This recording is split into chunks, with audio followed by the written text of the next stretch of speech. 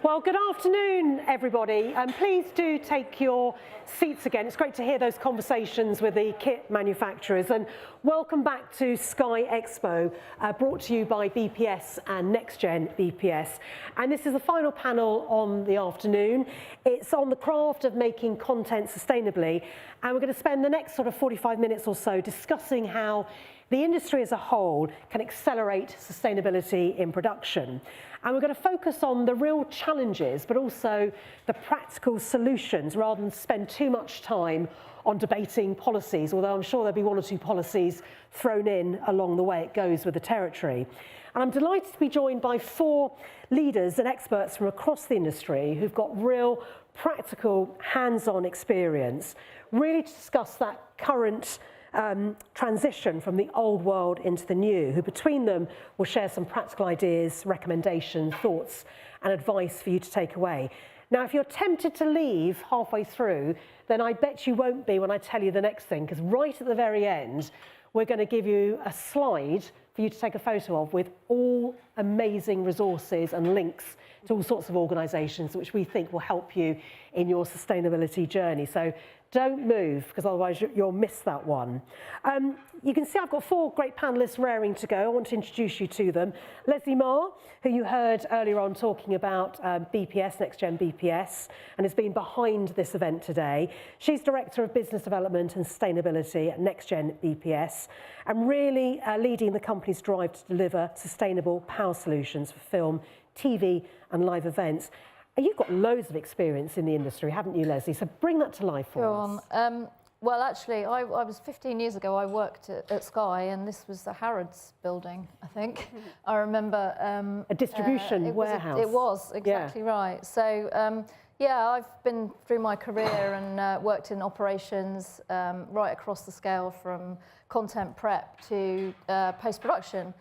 But I always like to sort of look at transformation and how businesses can change. And when I got introduced to NXTGENbps and we were looking at battery power, I was like, well, this is something new. This is really interesting, and our industry's got to change. So this is what I'm really happy to be involved in, and you know, why I'm here today, really, to help transform the industry once again from the days when I was back at Sky when we were just launching HD. So it's come a long way. Yeah, it has, hasn't it? Good to have you here. And sitting alongside you is Davison, who's the Principal Consultant of What's Sustainability. And again, I know you're committed to helping organisations really unlocking that value and resilience by integrating sustainability. But when I've spoken to you, it's about doing it in an authentic way into their operations and supply chain, isn't it?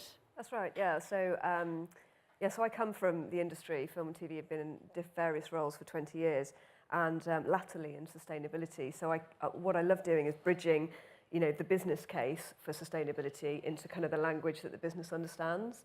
And that's what I've tried to do all the time since consulting, is make it make sense for the business without just being the right thing to do and just being the green thing to do. Actually, it makes commercial sense often too.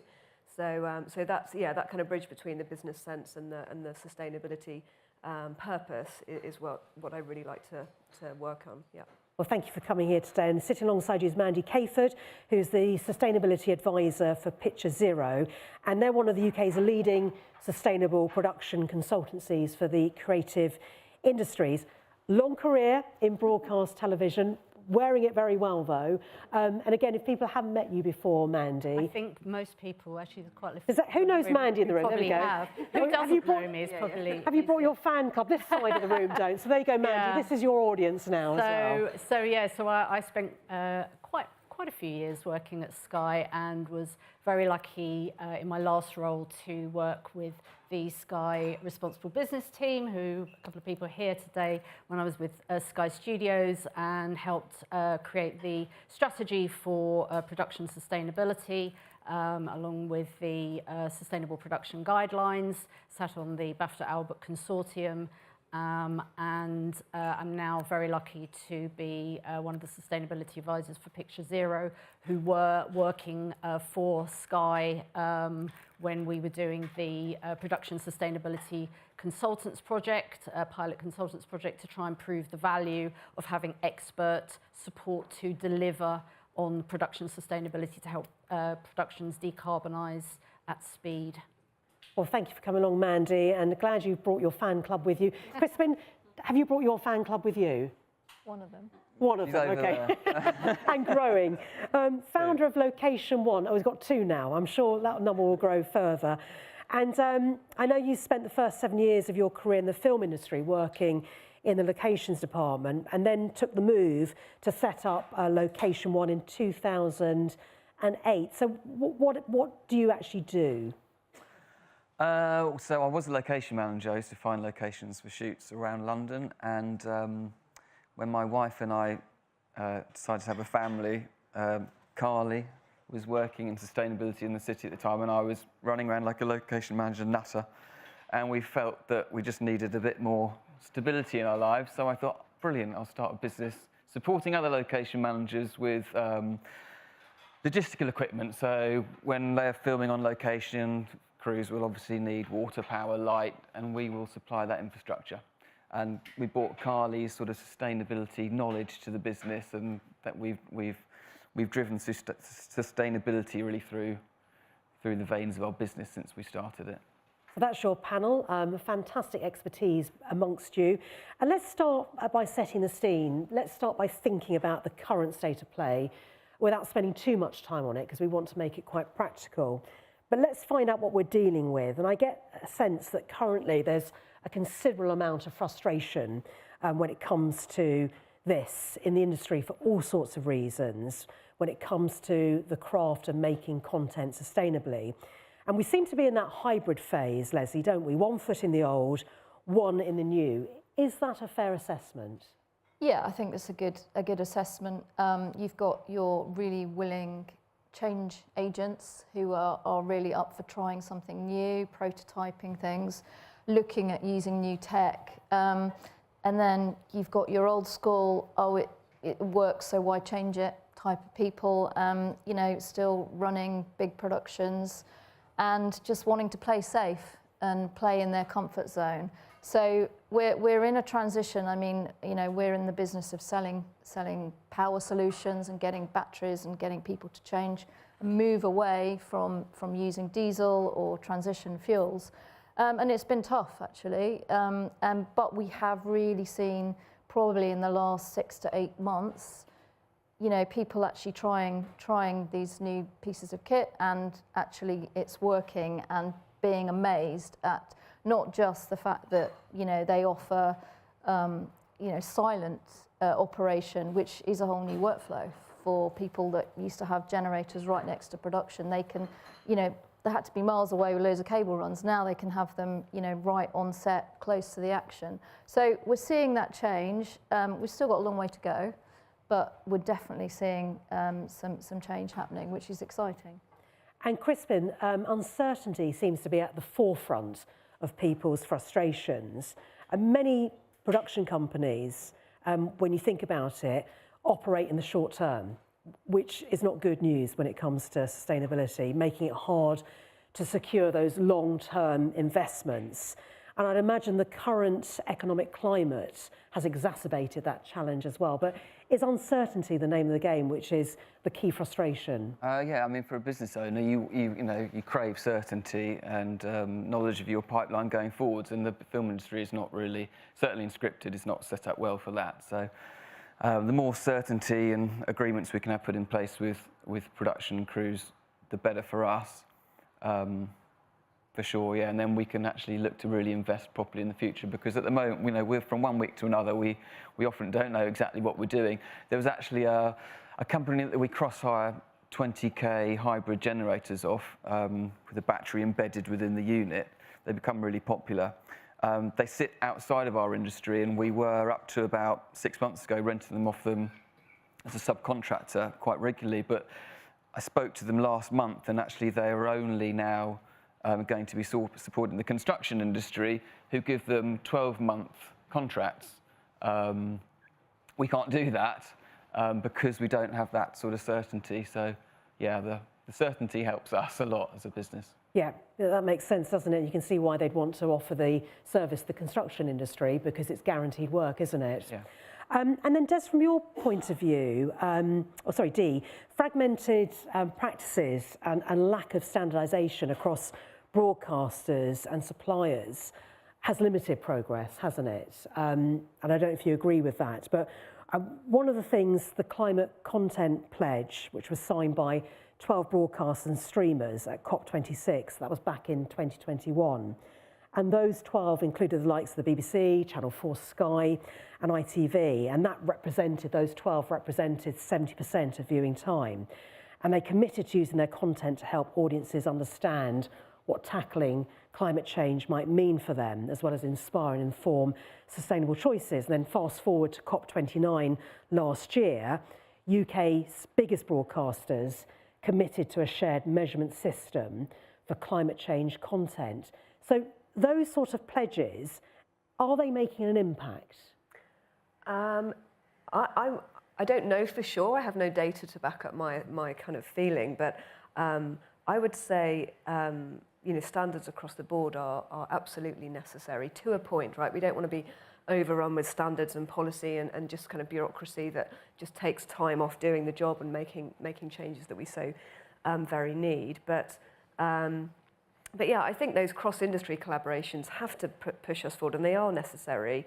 And all the work that Albert's doing, there are other industry bodies like the Responsible Media Forum and the DPP and others, setting standards. What they do is they give people a framework to work within, which, particularly for the SMEs in our industry, of which there are many, sometimes that's really, that's what they need to kind of start their journey. For the bigger organisations like Sky, they have whole teams of people that are well-resourced, that have experience. They pay for consultants to come in. They have the resources. But the sort of long tail of SMEs in our industry need frameworks, need guidelines from the big companies in order to sort of know, what the goals are and what we're all aiming towards and what's important, I think. So not to say that SMEs don't know what they're doing, of course they do. And there's some great examples, Location One being one, of companies who are really being progressive and really pushing boundaries. But I think I'm talking kind of much further down the line, the sort of, 5 to 10 people in a company that want to do the right thing but don't quite know how.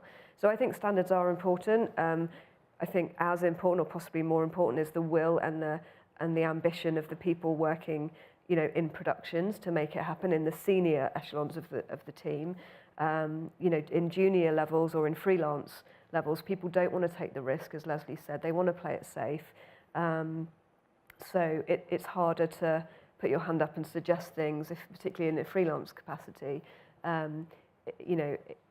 If you don't know if it's going to be successful or not. So why would you potentially go and make that change if it's not your production or you're sort of tied into the leadership of it. So I think you need both. You need people on the ground with action as well as ambition, and you need the standards and the frameworks to give everyone the kind of guidelines to work within. And Mandy, when you look across the whole supply chain, it's all critical, isn't it, to furthering the sustainability cause, whether it's the commissioning phase, the planning phase, contracts, culture on set, which we'll tap into in a minute, suppliers, the actual production process as well, and then obviously post-production, transmission and distribution, but it's all critical. But who's really driving that scrutiny to go faster with changes?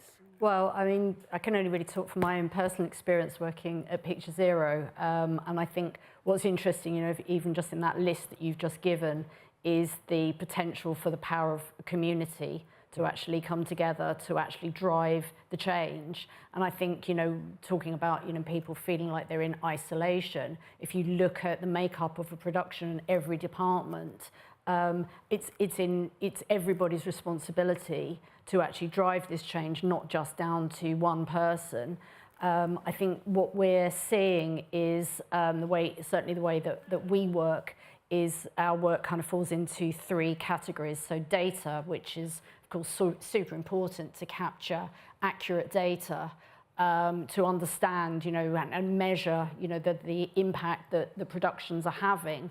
But the second part of that is the actions, and you can't actually have the data without implementing the actions in the first place. So we're talking about how do we decarbonise, how do we implement new tech, how do we, reduce our impact as a whole.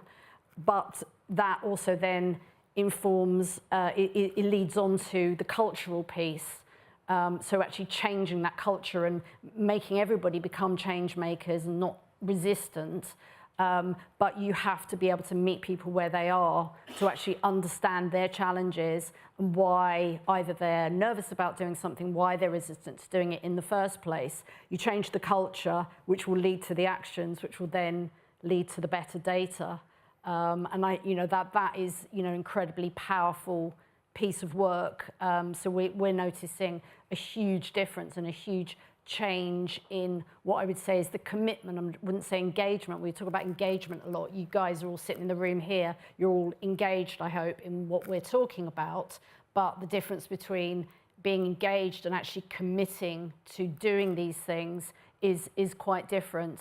So that's what we're seeing a lot with the work that we're doing, is actually working with each department, being also seen as a sort of valid department on its own as a sustainability, but embedded within the production, and that informing all of those three pillars to actually progress this work. So it sounds as though in the planning, if it's planned well, it doesn't need to cost more. Do you know what? It's a perception that sustainability must cost more. But, again, what we can do is actually to recognise that, in fact, if you're running, say, a large battery instead of a generator, or you're hybridising a battery with a generator, so maybe it's powering something for 75% of the day, and then the generator's kicking in to recharge that battery. Of course, you're then reducing your fuel by the same amount, and therefore the costs are going down. It doesn't always cost more. So I think, that is a slight misconcept. Well, let's think about then, just picking up on some of the points, how we can accelerate and mobilise the industry from a sustainability perspective when it comes to making content. And we've mentioned culture. So let's start by looking at culture change on set and industry leadership. So who's calling the shots? Can the talent do more to influence this? So let's think of some tangible outcomes for our audience as well. So, Dee, if I can come to you first of all.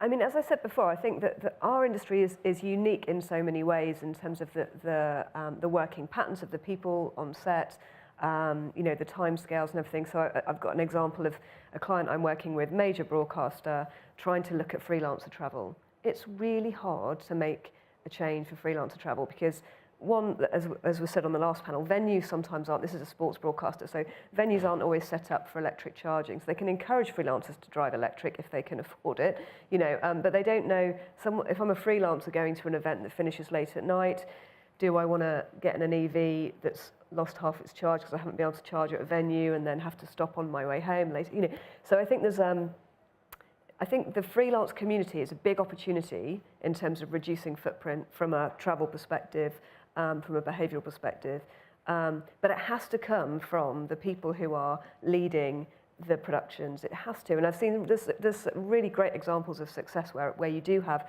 a head of production, who is genuinely bought into sustainability and will therefore empower the team and give permission for people to take measured risks so that they're not, like with batteries and hybrid solutions and stuff. I mean, I haven't got the on-the-ground experience that Mandy and Crispin have got, but, I've heard of plenty of examples and seen this kind of inspirational leaders really kind of making big changes. But without that, it can be really hard. You need to have the business case to do something from a kind of more of a corporate perspective. One of my clients is working with with a rights holder who's saying to them, look, how can we reduce freight? Come on, tell me. And they're like, great, thank you for asking, because without your question to me, like, how am I going to take it to my seniors and go, well, by the way, can we do more sea freight over air freight? They go, no, because all this kit's booked out. But the client's asking for it. Okay, let's sit around the table and have a conversation. So, it does, like, the client has so much influence still. So that relationship's really important. So I would say the customer stroke client is key, and the head leadership, is also key. And on that example, they did reduce their freight. They reduced it by reducing the weight of what they were shipping to smaller pods of kit, fly packs, I think they're called, yeah. And then they also reduced it by rescheduling, so they put loads more on sea freight. Air freight, 60% more emissive than sea freight, and they made huge savings from a carbon perspective, and they made tens of thousands of pounds saving from a budget perspective. So then the people in the broadcaster were like, well, this looks good, let's explore this with other customers. So, you know, I think it takes client requesting new innovation from suppliers in a supportive way, and also, yeah, the permission and the ambition from the top filtering down to the freelancers and all those people to try and encourage behavioural change. And Mandy, from your perspective? Yeah, I think, you know, you referenced supply chain before, and I think, you know, talking about that community, the power of building strong relationships with different suppliers, to also work with the productions, and certainly, you know, Crispin and, you know, Lesley and Jono. We've got Julie from Garden Studios here. You know, the way I see the work that we're doing is a true collaboration, and that goes right through to all of our suppliers. And honestly, you know, some of the things that I've achieved this year would not have been possible without the support and the input from those suppliers. And, you know, I'll give you a couple of specific examples. I think this is really, really interesting. You know, worked on The Capture, which is UIS BBC drama at the beginning of the year. And we had a unit team who are a little bit nervous about working with battery technology. They hadn't done it as much before as some of the other productions. So Jono actually brought a van full of batteries down to Garden Studios, and we set up shop outside of the production office, and he demonstrated how the batteries worked to the unit team, to the locations team, to whoever else was interested to come along and look at the technology. And then went one step further, which was to leave us with a couple of the batteries for the unit team to play with over a week or so, just to get confidence and be on hand to answer questions. Now, you know, as a consequence, the production then hired several of the batteries, and we've done the same on other productions this year. Now, that is the difference, and that's that powerful community relationship. You know, Crispin and I have worked together with, you know, EcoPods, and, you know, and if I've got a problem, you know, I will often immediately phone Crispin, get his thoughts. Is there anything Location One can do? Because I know that we can work together to actually solve these problems. And that is how we fast track this stuff. So we need to clone Jono. We need to clone, you know, and you know, and also, you know, working with, as I said, Julie, who's head of sustainability at Garden Studios, working with the Sky Studios, Elstree operations team, the same thing. I include them in my weekly green working group meetings. You know, they come along each week. They learn what they also need to be thinking about to advance, you know, their sustainability offerings. And you know, it's powerful. It really is. So it's that hesitancy, isn't it, or people not knowing, but actually giving them that education and guidance. Yeah, gives people the confidence. Crispin, I think as well, to that point, you know, the stuff that the kit that we're dealing with, some of it is quite experimental. You know, hybridizing batteries is quite technical and relatively difficult when you're dealing with people who aren't used to working with power that much. And so those heads of production, having an understanding that, like, this is a collaboration, we're in it together, and things might go wrong is really, really powerful. I was on a job with, it was 60/40 Films, Carl Legis' job, and he's a great proponent of sustainability. And we had quite an old school unit manager who was like, oh, you know, if I get this power wrong, you know, you're going to give me the sack. You know, I can't have things go wrong. And he said, well, no, I'll give you the sack if you don't try and experiment with the power. So it's those leading characters giving people the permission to explore and experiment and try something new, I think is really important. Is the talent as well. I'd love to see, you know, some of the talent that you know, very high profile influence people to be able to say, I'm not actually working on this production unless it's greener. I mean, that's really powerful. So, you know, I'd love to get to a point where, you know, we're not only getting the contracts, but we're getting the sort of lead talent asking the questions. Yeah, it's interesting because I had to do a show in Switzerland, which I won't name, but the producer said I had to go by train. Yeah. And I went, oh, okay, fine. But actually, I probably would have got the plane and I thought, well, no, that's a good idea. I can work on my way there. Yes, it will take longer, but actually it's starting to come through into contracts as well. It's difficult for us to influence. Yeah. Yeah, so just talking about that exact power of having cast involved, some of you may be aware of the Green Rider Initiative, and we were lucky. So the Green Rider Initiative, if you're not sure, is a community of actors who've got together to create a guidelines for talent and actors to ask for and work with the production. So it's not a series of demands, it's a sort of like a handshake document that they can create. If you know, I'd like to have this, you know, I'd like to share my vehicles, they don't need exclusive transport in exchange for the production, reducing their, you know, fossil fuel power, etc., etc. And we had Holiday Granger lead cast on the capture, who came to the production with a green handshake, which immediately set the tone. I mean, we had the most incredible producer who was so supportive all the way through the production in the first place. But having this, her leaning into supporting the sustainability on the production immediately said to everybody on the crew and the rest of the cast that the production were taking this seriously. And it also led to one of the cast actually phoning the night before he was due to be picked up to go to one of the locations, saying, do you know what, can you cancel my car, I'm going to get the train. Specifically for the sustainability aspect, because he had taken notice when I'd done the briefing and talked, you know, Holiday and I talked about, you know, what we were going to be doing. And that, you know, that ripple effect, you know, is so important. So maybe for people in the audience to think about, actually ask those questions, actually, rather than saying how you're going to travel there, present the option saying we'd rather you go this way than that way, but if it's possible. I think what's also interesting is that until the last couple of years, cast are always seen to be, or, you know, talent are seen to be the people you cannot talk to. You know, never, you know, don't kind of rock the boat. They are, you know, they have their contracts, they have their, you know, exclusive transport, their star trailers, etc. But what you find is when you are empowered to speak to that, again, community, and they are, you know, I see them as another department on a production, and they are just people that actually they are very much interested in being involved in the conversation and want to be seen to be lending support and leading as well. How about when it comes to technology and resource considerations? You know, we've already identified that investment is a little bit hampered already, possibly by cost, availability, and fragmented demand signals from the industry. So what can we do about that? Because we've recognised it as a challenge, but we want to empower people to, what can we do about that to make it better? Is it about laying out the business case as to, we won't be able to get the best resources because of the short-termism, or because you're not prepared to put that investment in? What can we do about that? Crispin? Oof, don't know. I know you're rubbing your head the answer to that. Yeah.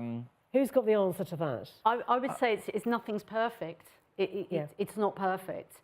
And sometimes it might work and sometimes it might not.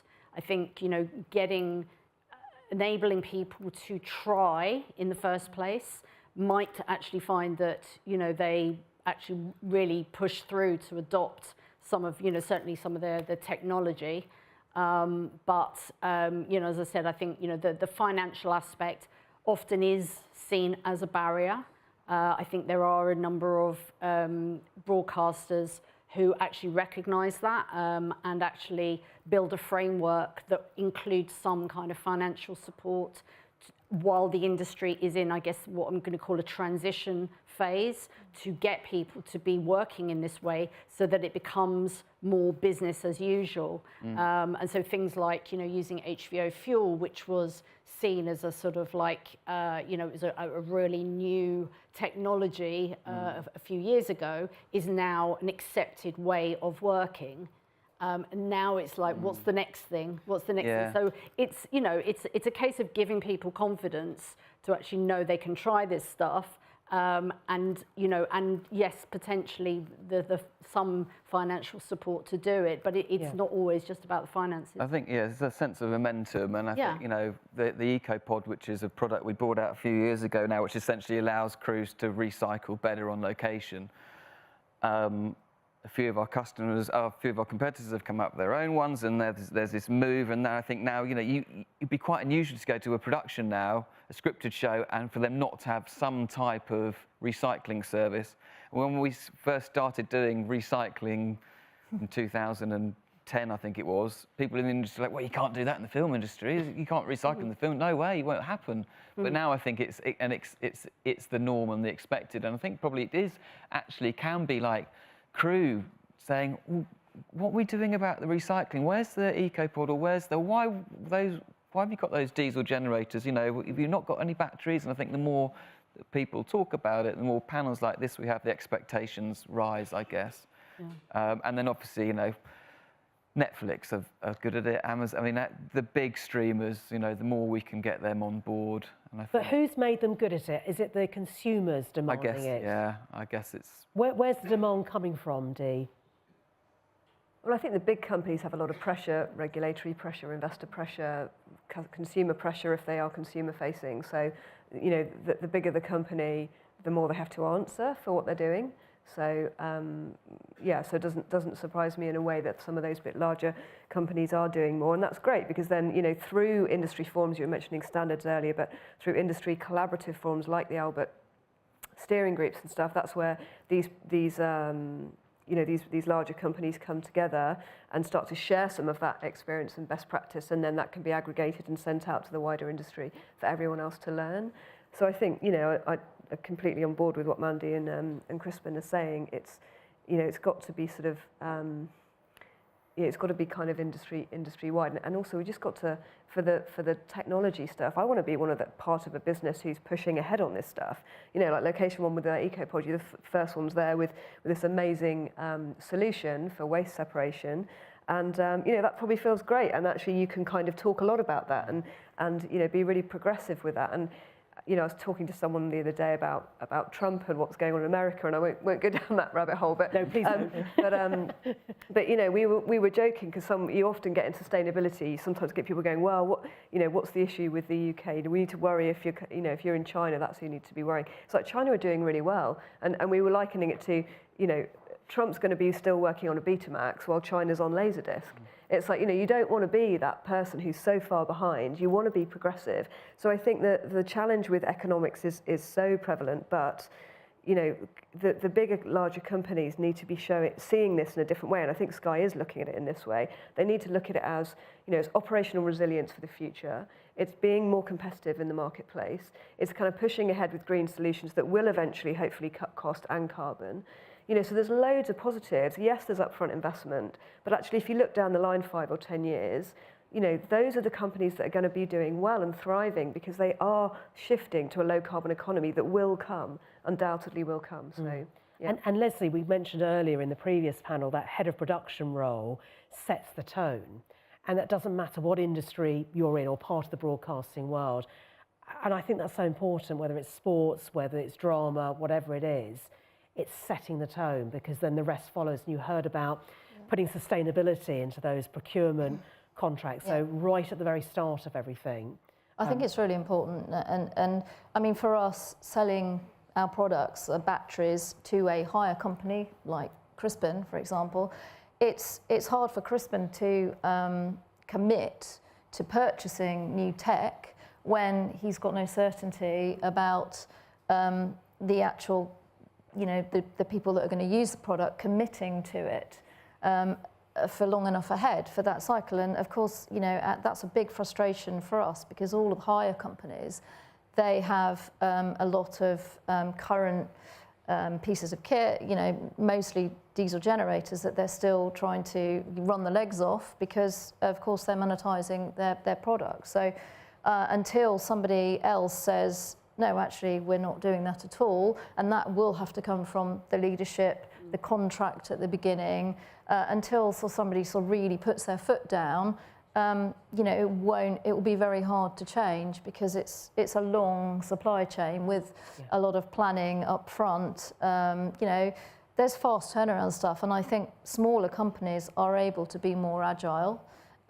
Smaller companies don't necessarily, as you were saying, have the legislation or the commitment that they've made, but actually they're able to turn things around quicker because, you know, they're able to sort of move on their feet and just give things a try. Whereas for a bigger organisation, that's got more of a corporate structure and more of a lead time on things.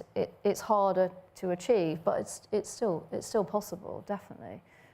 It's just, you know, it's just actually making that happen and giving the certainty. And other industries can do it. Yeah. You know, what frustrates me is that we're really far behind, and that's a real shame for an industry who's actually, you know, what we're doing every day is we're making amazing content, we're getting it onto tablets and all these, you know, different camera angles and all the things we've talked about today, yet with something like sustainability, we're years behind, really.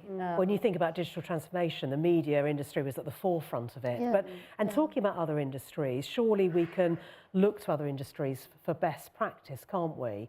Dee, I don't know if you've got any examples of working with other industries that you can share with the audience. Yeah, I mean, I make it, you know, really sort of work hard to sort of make time in my diary to go and interact with other sectors. And the company I've just joined, What Sustainability, works across sectors. And there are lots of commonalities. You know, there's these things called COPs, not the Conference of the Parties, but the communities of practice of sustainability professionals that come together from different sectors to share what they're doing. And actually there are, surprisingly, I've sat around a table with like the NHS and with pharma companies and with car manufacturers and with you know, universities. And a lot of the problems, particularly with Scope 3 and the challenges, are similar. And it's really useful to go and listen to what other sectors are doing. You know, someone in a car manufacturing company gave a presentation to us at one of these communities, and the very next day I went and changed something with a client that we were doing on risk based on what I'd learnt that day. You know, and it's really important that we don't just, you know, speak and act in an echo chamber, that we are going further afield. And some of these communities are free or pretty inexpensive to join as well. So yeah, there's lots that we can learn.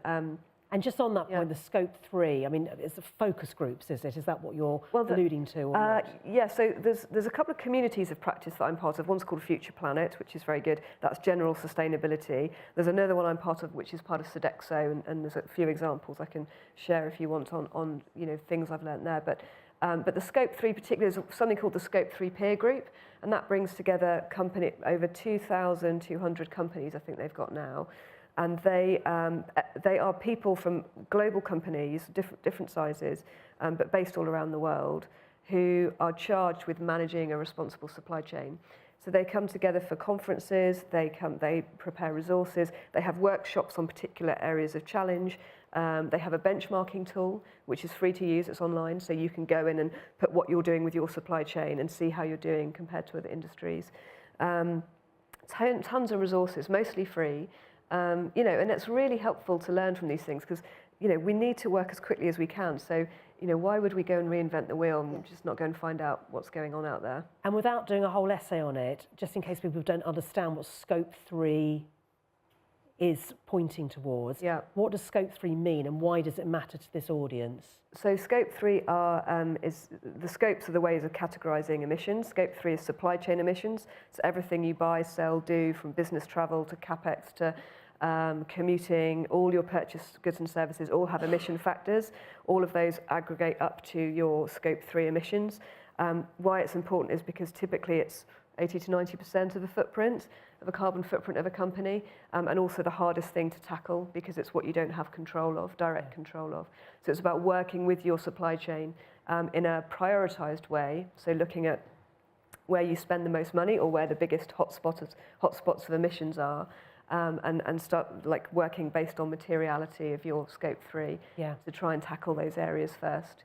And a lot of it's about education, but how about mentoring schemes, Mandy, from maybe other industries, which Dee's spoken about as well, for supporting smaller suppliers or just mentoring schemes in general? Is that something that's furthered the cause for you and when you've been speaking to people in the industry? Yeah, I mean, not so much. I mean, there are schemes available for companies to go to. You know, that obviously there's a lot of training available in the industry. I mean, Albert do quite a robust series of different training schemes. There's screen skills as well, where there is like a basic awareness of sustainable production practices.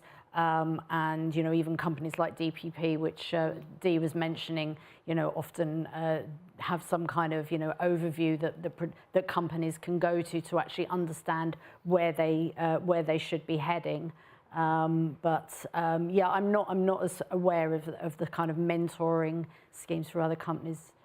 And when it comes to Albert, is there a case to be said that compliance is seen as like a tick box exercise rather than a skill building opportunity? So what's going wrong there? How can we fix that? It's an interesting one. I mean, look, BAFTA Albert, the toolkit, the certification is absolutely the way forward. It is the one place that productions can rely on actually being able to certify their productions correctly with inputting the carbon footprint. But the data is only as good as what goes into the tool in the first place. So I think the thing that needs to get better is that it isn't just reliant on, let's say, a coordinator level person tasked with it on the production on top of their other role to input whatever data they have to hand. So, so actually professionalizing the capturing of the data in the first place to make sure that it is actually worth capturing. Otherwise, if you are just ticking the box to say just put whatever in, it doesn't really matter as long as we get certified. That's the issue. Mm. Yeah, and Dee, something that you mentioned to me on a phone call was about rotational sustainability roles within divisions, and I think it was the BBC that you cited that they do a 6-month rotation of senior staff, and that helps get that message across, doesn't it? So that collaborative approach. So just tell people in the audience a little bit about that and again what impact that's had. Yeah, I mean, I only know about this because I had a meeting a few years ago with I think it was the head of technology. It's definitely in the technology division. BBC don't do this in every division, but in the technology division, I know what they do is they have a senior leader who's on secondment for, I think it's up to a year. I don't know all the exact details, but it's more than 6 months. And they go into the sustainability lead for the division.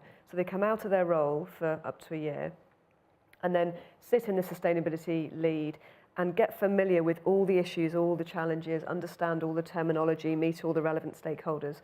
And so they kind of have like a crash course for a year and they really live and breathe it and stand in the shoes of the sustainability person. Then they go back to their job and hand it over to someone else in the senior role. So there's a really nice way of, sort of diffusing sustainability into the company across the senior leadership, who then really, get on board and understand, the role of the sustainability people that sometimes can feel like you're banging your head against a brick wall.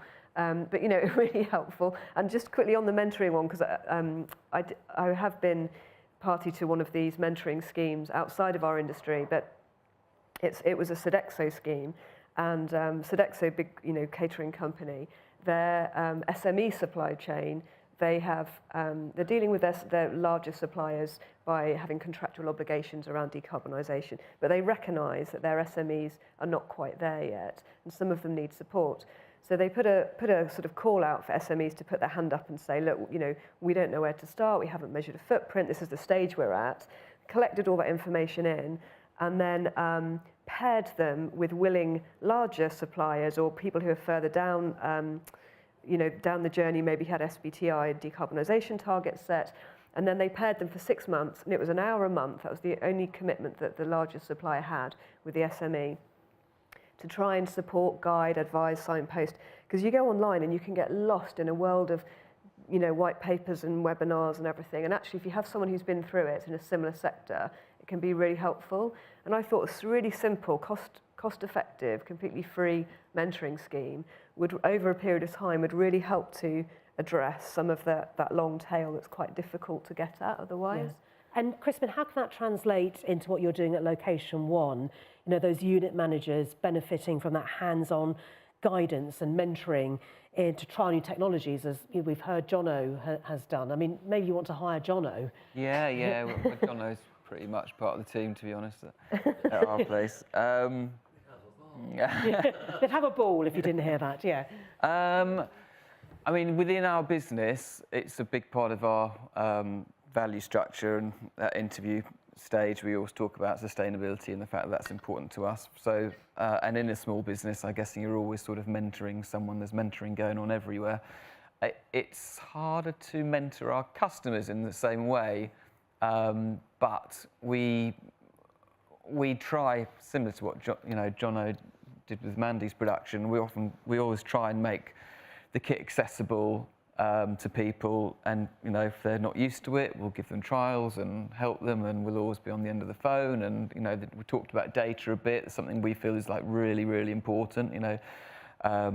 Data drives all of this stuff, so we try and make sure that's available to people throughout the production, because I think with the Albert certification, I think in the past what's happened is the end of the production, someone's gone, oh shit, we've not done the Albert stuff, stick it in the computer, and it's sort of useless at that stage. You want to be doing it throughout the production. So with our EcoPod reports, for example, every time a trailer EcoPod is emptied, production will get a report, and then they can use that as an ongoing measure of how they're doing with their recycling.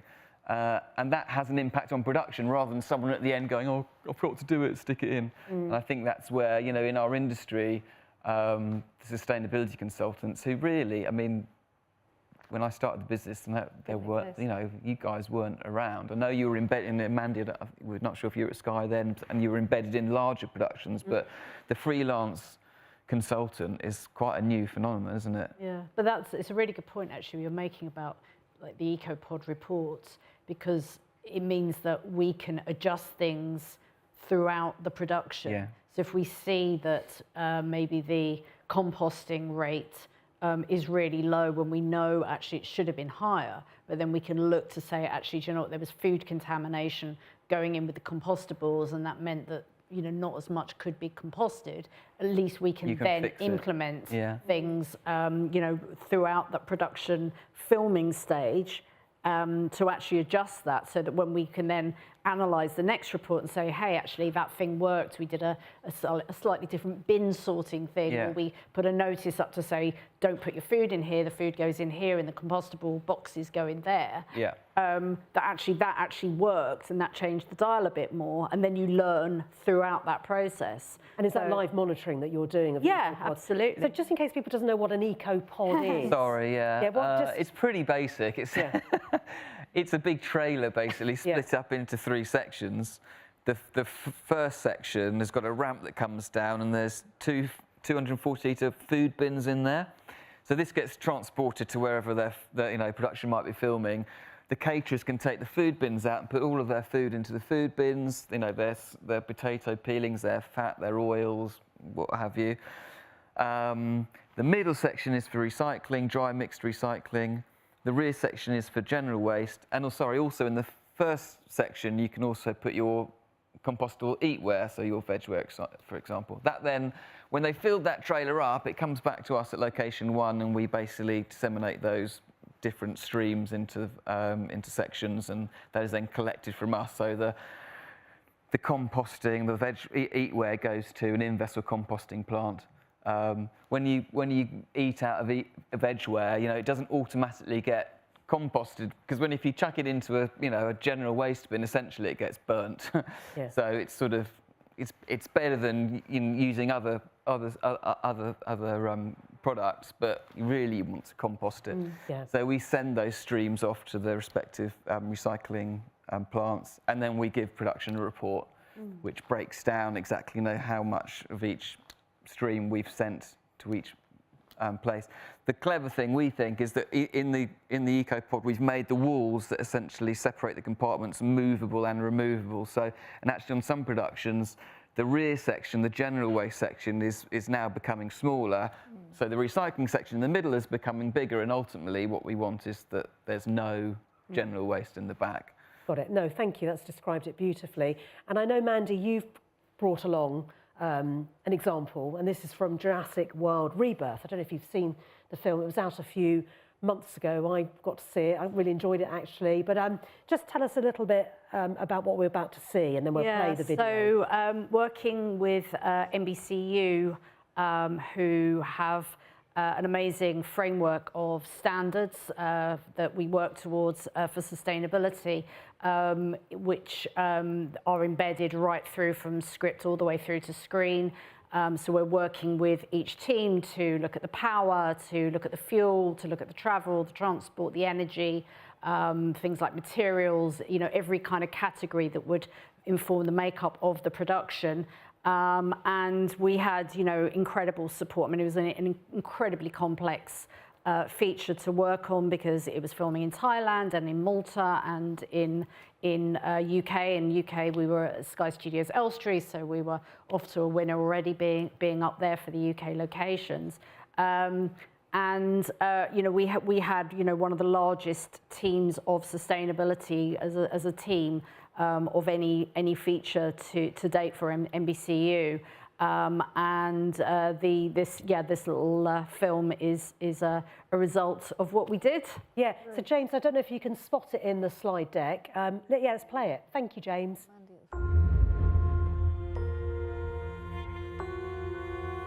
In Jurassic World Rebirth, these locations were extraordinary, naturally beautiful places. With a large production like this, you have to really be aware of the environment, and you have to leave things better than when you came there.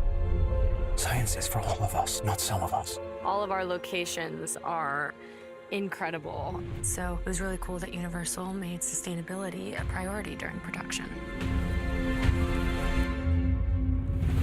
This production is part of the NBC Universal Greener Light program. So we staffed Jurassic with the largest eco team that we've ever done on a production. It was really important that we invested in green technology from large and small batteries, as well as hiring electric vehicles. For the first time, we started using reusable lunchboxes, and this stopped single-use containers going to landfill. We've also organized a collaboration with a local NGO which specializes in beach cleanups and ocean cleanups. It's a big team to keep Thailand clean as much as possible. So we have a guideline, recycle everything that we could, and then at the same time, picking up garbage, just flood from the other side of the ocean. There's all these ways that you can really have less of an impact on the planet. It's something we all need to do. Of all species that have existed on Earth, 99.9% of them are now extinct. Survival is a long shot. No matter what we really think, nature is way bigger and more powerful and important, and we depend on it for our survival, whether we want to admit it or not.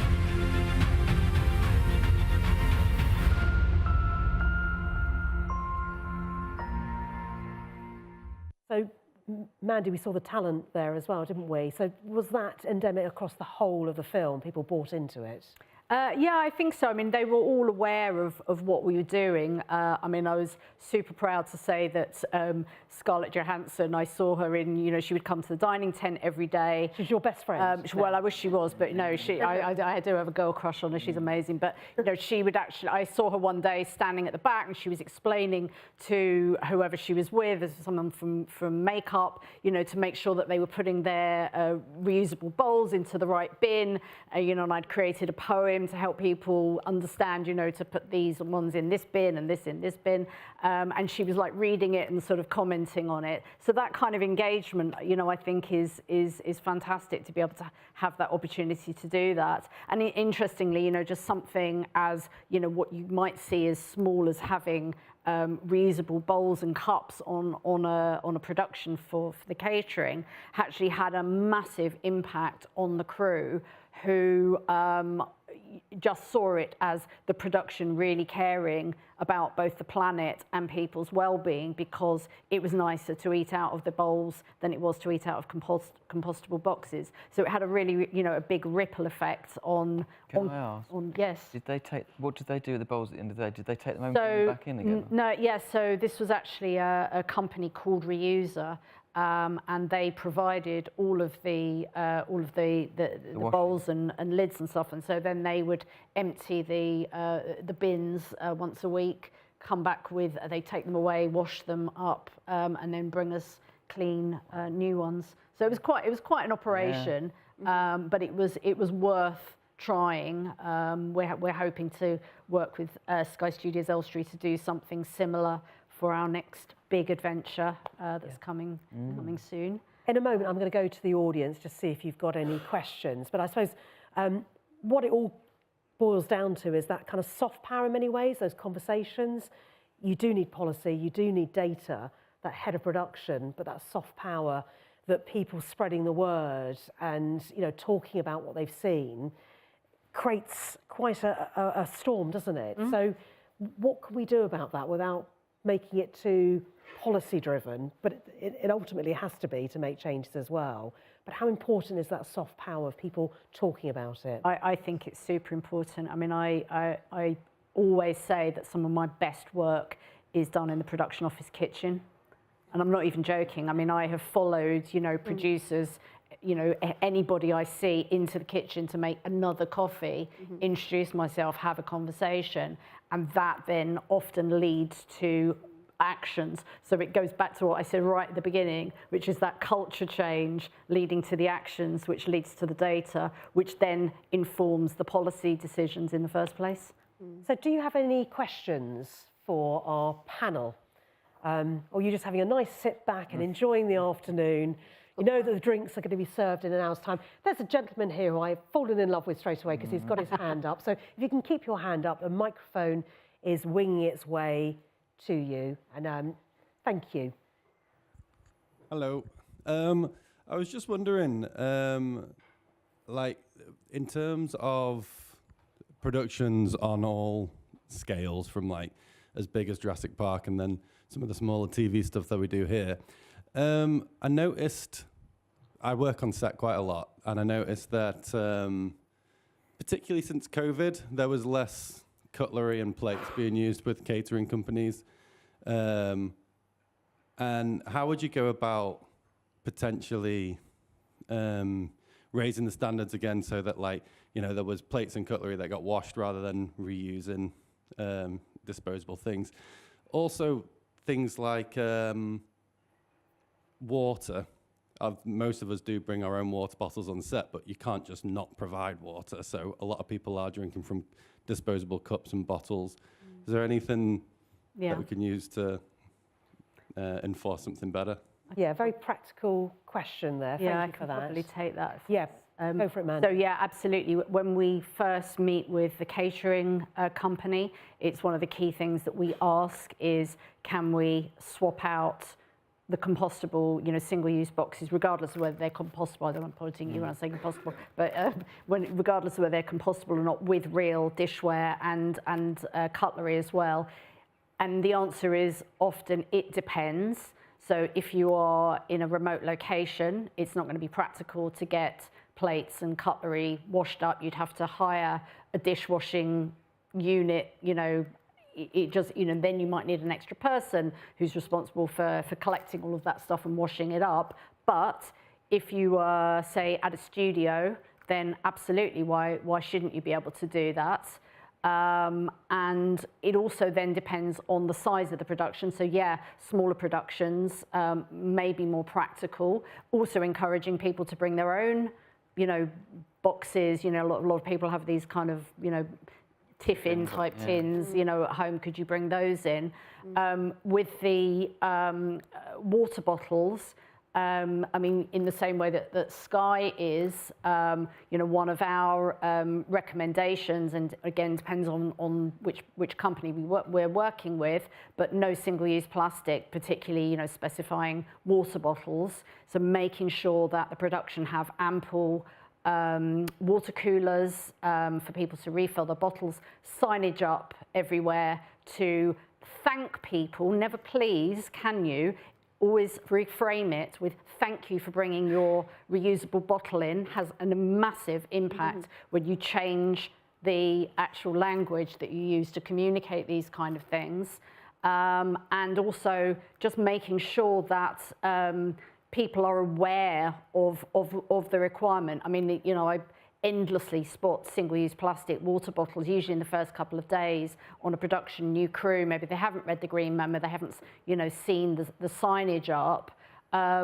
But, you know, encouraging them by actually saying, do you know what, put it on the call sheets, you know, thank you for doing this, thank you for supporting our ambitions. And it's that inclusive behaviour, I think, that goes a long way. Yeah. Anybody else to add to that? Has that answered your question? Thank you very much. Yeah. Oh, can I give you a microphone? Can I get a microphone for you so we can hear you? Okay. It's coming. It's right behind you. It was sort of going back to the same point, really. I think that the problem with the dishwashing came from the continuous working day that happened during COVID. So on location drama, we used to break for lunch, drive to the unit base. The caterers, historically, always washed the dishes. But with COVID, that changed, even though it didn't need to change. And it never moved back because there were savings in the catering department and everybody had moved to vegware.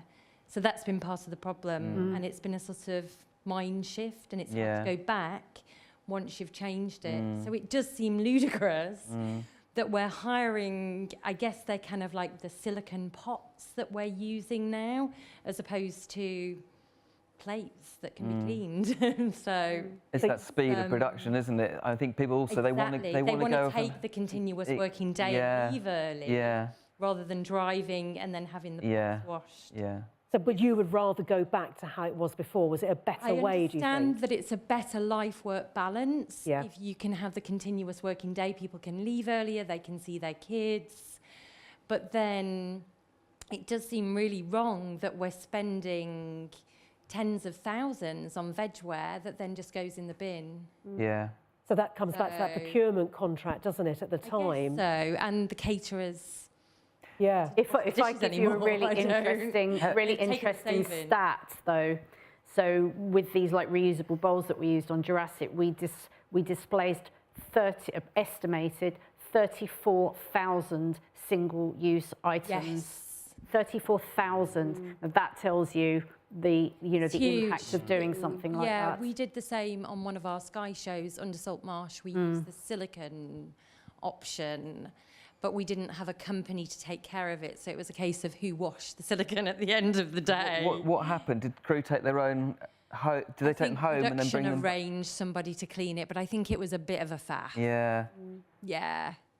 So it sounds like taking really turns on the rota to wash up. To solve. With It is. lots of other good stuff on that show as well. Well, I'm sure there's two people who've mentioned it. I don't know if you know each other, probably do, but no. I'm always moaning about this because I'm so old that I remember when you just used a plate and wash. So, and I kind of think if you're a caterer, you wouldn't turn up to a wedding and then get everyone to wash their own dishes. So, no, it's but I see that there's a problem to be solved. Very interesting. But thank you very much. Thank you both for that. But I think it is the continuous working day as well. Yeah. Sounds like it, doesn't it? Any other questions that we've got? Anything that we may not have covered you wanted an answer to? As we sort of head... Oh, there's a... Jono, very shy. No, wait for the microphone, just in case. I know you've got a booming voice, but just in case you don't. In Ireland, the government set up a sustainability account, as you might say. So if you're a hire company or a sustainable type company and you wanted to get power, you could apply for a grant of 22,000 euros or something like that. Lesley, I think that's what it was. So what you did is you purchased your battery, produced the invoice, and you get the grant from the government. Is there anything like that happening here? Do we know of anything ever going to happen like that here? Should that happen here on I feel like if there was, Jono, you'd know about it. What's the answer to your campaign starts now. And then the other thing for us, if I may talk about NXTGENbps, is that the one thing we are very conscious of is that when we bring a product to market, we actually look at the future of the product. We look at what's going to happen to it when it's not working so well. How do we recycle it? All of our units are solar chargeable. All of our units are daisy chainable. And this is what we feel is the difference between us and the other type battery makers. We try to keep everything fresh, new ideas happening. and preempt the questions that will come from the likes of Mandy and production companies, etc. But just going back to the one thing that I think we should, I don't know how we can do this, Albert, BAFTA, whatever the heck, KSDAM or whatever, but there should be some sort of grant situation thought about, mumbled about, talked about, because it just makes common sense. For the future of units, of battery power and all the rest, it's keeping the technology fresh, keeping us all aware of the value of what we're doing and how we can do it and what it gives you. And it is a difficult, you know, when you started out using batteries in Europe, they were just power. Now we've got to worry about, you know, logistics and then get the information back to base. That, you know, we're working on that too, and I'm sure you are. And then it's getting it within health and safety, lifting it up for people, and it's become, in its way, battery power has become sort of like the diesel. There is that connection between weight and availability, but we actually have the advantage that costing of battery will be, or the savings of batteries, etc., will be the huge advantage for all the manufacturers.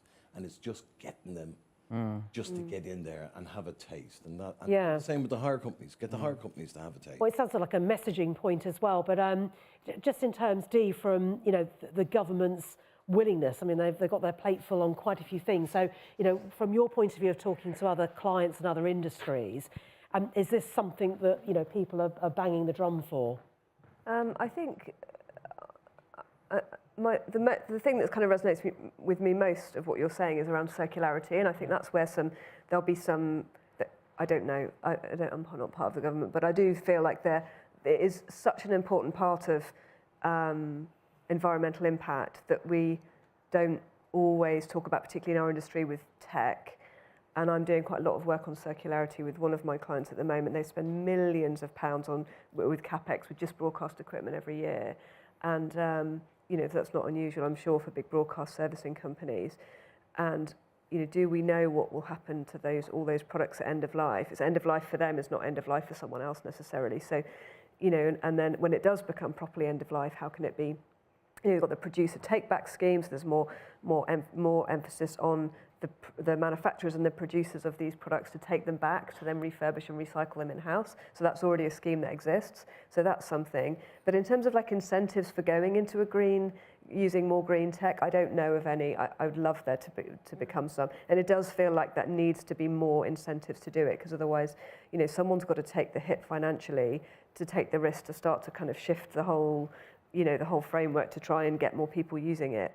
And you guys are doing that at BPS, so congrats to you. And you know, but I do think on the positive side, there will be more focus on manufacturers to be answerable in terms of the carbon footprint, the product carbon footprint. There's a lot of talk about that for particular pieces of kit, you know, and making things more repairable and more reusable, and donation schemes and all of those kind of things. Because the impacts, it's very hard to assess the carbon footprint of a product if there's no LCA on it. You just have to go on a weight and a kind of arbitrary emission factor for a piece of broadcast equipment or something, you know, isn't it? It's really hard. So I think the whole circularity piece, there's a lot in that.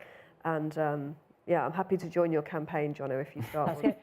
It starts today, the revolution. Here we go, let's sign up. And actually, I'm going to ask each panellist to wrap up in just a second, a final thought of what they'd like you to think about when you go back to wherever you've come from within Sky or outside of Sky.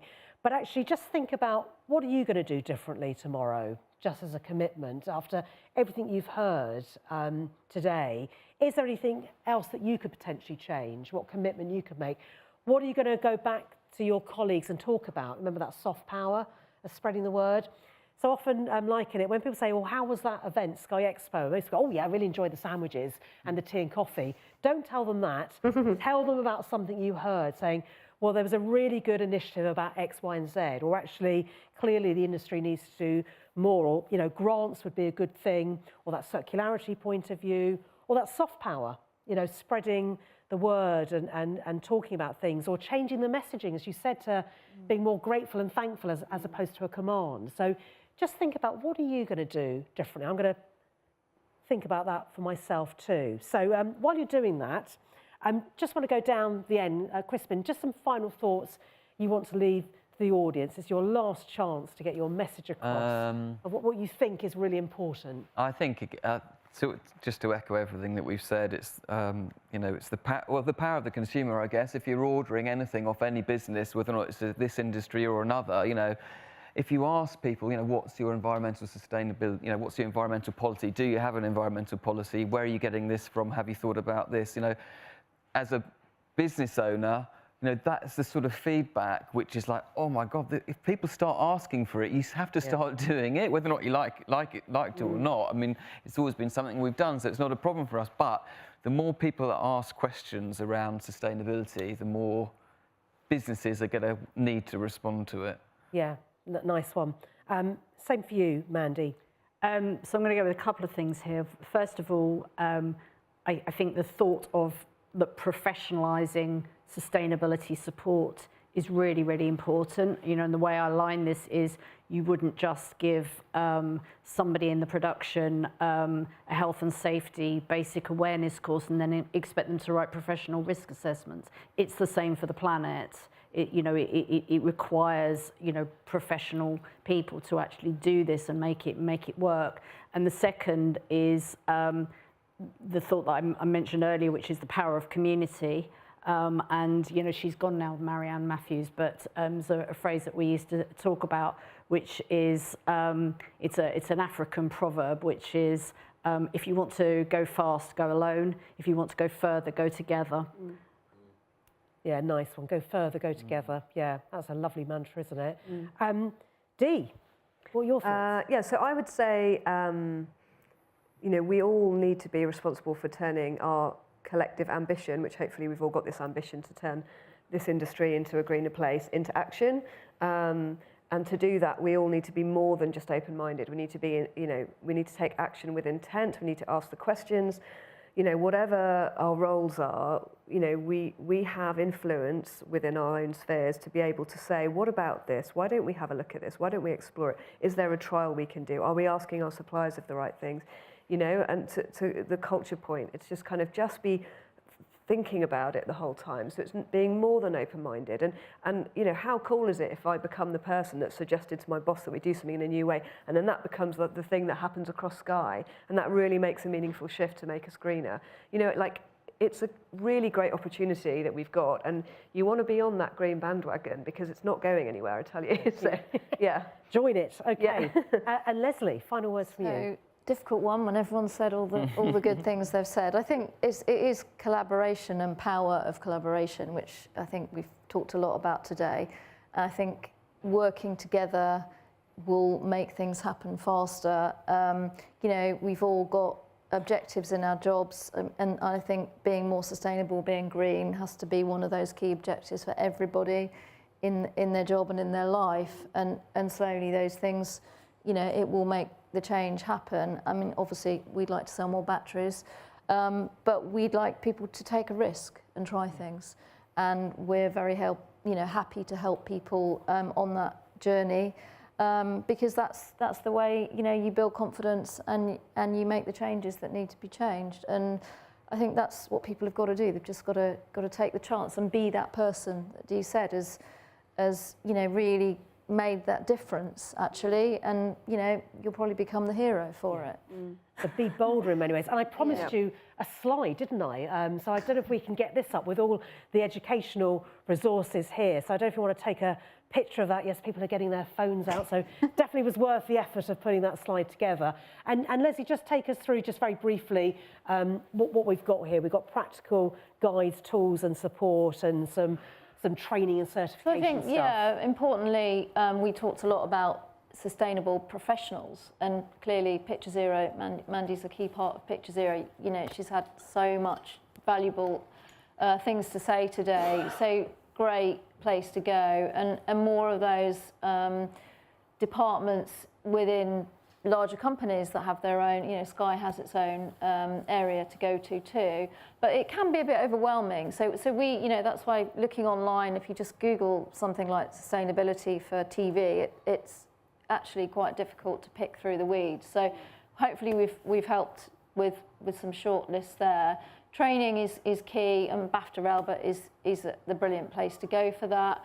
I think just Googling some of those titles up there, the film London Green Screen, the Climate Hub, that's a brilliant place. As NXTGENbps, we wanted to become a greener business as well as selling green products, and actually just signing up to that was quite a simple process for a small company, so you don't have to be a big organisation to do it. So that's a really good resource for, just even if you're a freelancer or a small company with only 2 or 3 people, you can still work towards those climate goals. So lots of brilliant resources on there. I won't read them all out. But. So we'll leave it up there for a while, just in case you're still looking for your phone and haven't taken a photo. But thank you very much for those that did. Hopefully you'll find that very useful. But I just want to say a big thank you to my panellists, to Lesley, to Dee, to Mandy and Crispin. Big round of applause, please. Thank you.